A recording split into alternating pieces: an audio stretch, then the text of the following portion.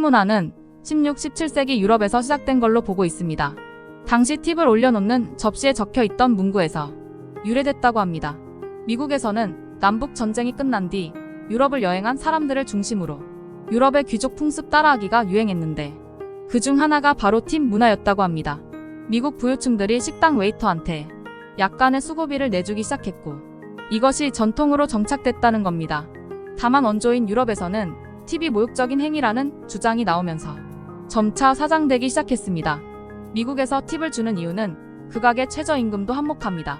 법에 따르면 고용주는 한 달에 $30 이상의 팁을 버는 노동자에게는 최저임금 대신 시간당 $2, 13센트만 줘도 되는데요. 팁을 합친 금액이 최저임금에 못 미치면 사업주가 차익을 보전하면 됩니다. 안정적인 소득의 비중이 작으니 노동자가 팁에 목맬 수밖에 없게 됩니다. 전 세계 각국의 팁 문화는 어떨까요? 미국과 캐나다는 팁을 사실상 강제하는 국가인데요.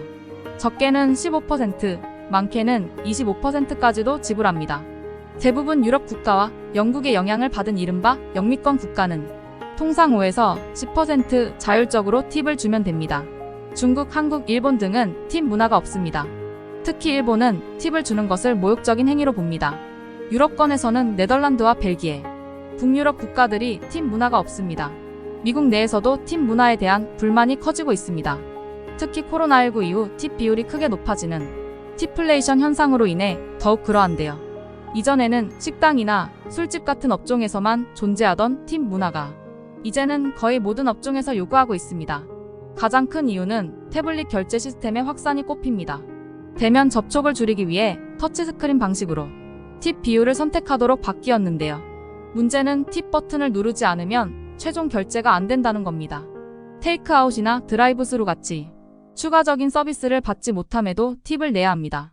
소비자 2,437명을 대상으로 한 설문조사에서 미국인 66%가 팁에 대해 불만을 갖고 있었습니다. 최근 국내에서도 팁을 요구하는 곳이 하나둘씩 생겨나고 있는데요. 국내 한 카페에서 팁박스라고 쓴 유리병을 계산대에 두어 논란이 됐습니다.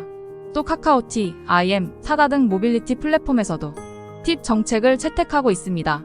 하지만 국민들 사이에서 팁 문화에 대해 부정적인 여론이 더 강합니다.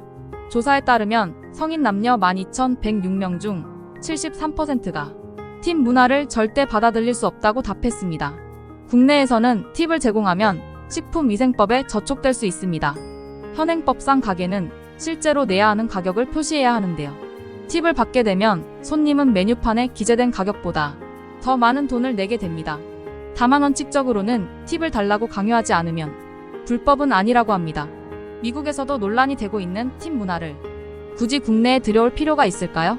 팁 문화는 사실 장점보다는 단점이 더 많습니다. 소비자 입장에서도 상당히 부담이고 서비스 품질이 오히려 떨어질 수 있습니다. 미국과 상황도 다릅니다. 미국 종업원 입장에서 팁은 생계의 문제인데요.